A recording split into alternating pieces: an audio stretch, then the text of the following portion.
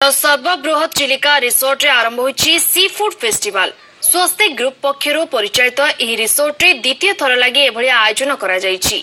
चिलिका और सामुद्रिक माछको जातीय तथा अंतर्जातीय स्तर रे प्रचार प्रसार करिबा लागि एभଳି पदक्षेप हातको निया जाइतिबा कुहा जाउछि।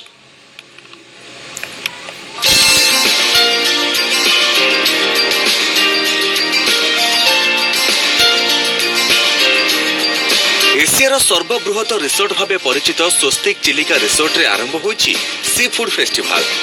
विभिन्न प्रकार सामुद्रिक माछ, चिंगुड़ी और कंकड़ा सह अन्य राज्यर सामुद्रिक माछ और जीव प्रदर्शनी रे स्थान पाइछन्ति। देश में प्रथम थर लगी स्वस्तिक ग्रुप पक्षरु एभली एक प्रदर्शनी आयोजन होइछि।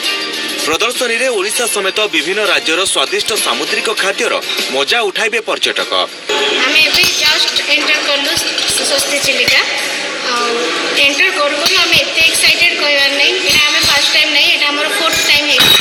हमें स्वस्तिक चिलिका को बहुत एंजॉय करू। जेबे भी वेकेशन हुए हमें आगो एटा फर्स्ट प्रेफरेंस करू। समर वेकेशन मु एडी के गरिया में आसी थी।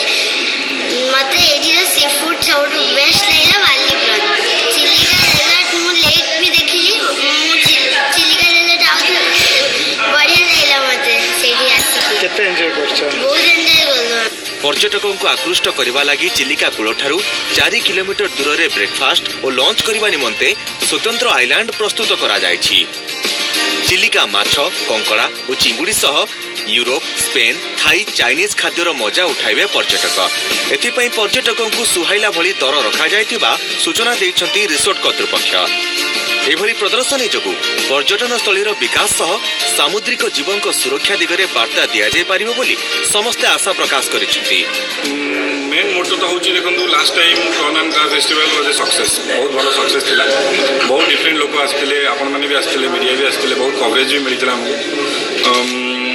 स्पेशली एटा हमर गोटे ऑफ कोर्स आपण कहि परिए एटा पीक सीजन नो, पिक अप द पिक नो, नॉट ऑफ भी नो, बट एई टाइम रे हमें यूजुअली एई सीजन करूँ सो दैट इस सीजन यही प्रॉन एंड क्राफ्ट फेस्टिवल को देखिए अन्य लोक मैंने आसीपारे फैमिली की नहीं आसीपारे एंड रूम बुकिंग करके रही भी पारे।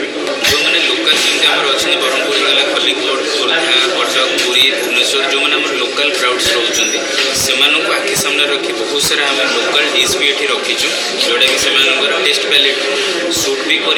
जेहेतु आगक रज फेस्टिवल्स भी आसुच्छे रजर ओडिशा लोकंर मन सब गोटे निरा मन थाए कि से एंजॉय करते रज फेस्टिवल को मन खोली रज फेस्टिवल को सामने रखा है कि फेस्टिवल भी रखाई सो दैट ओडिशावासी को आम गोटे नुआ टेस्ट और नुआ स्मृति गोटे देवाक चाहूँ। 7 दिन धरी चलिबाकु थिबा एही सी फूड फेस्टिवल सफल हेबो बोली आशा करा जाउछि।